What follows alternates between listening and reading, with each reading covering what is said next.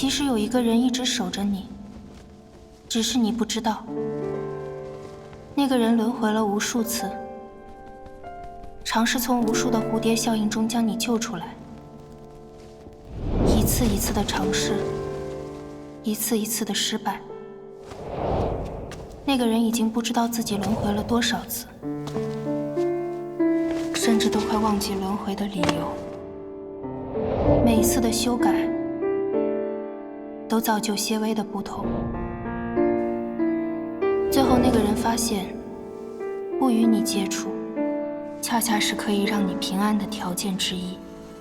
终于，这一次，你一生安定平顺，家庭美满。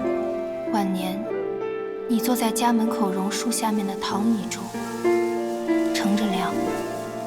一个和你年龄相仿的老人，从远处慢慢踱步而来，走过你身边的时候，他稍稍向你点头微笑，你也报以微笑。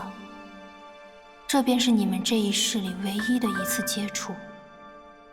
你已不认得那个人，护你一生。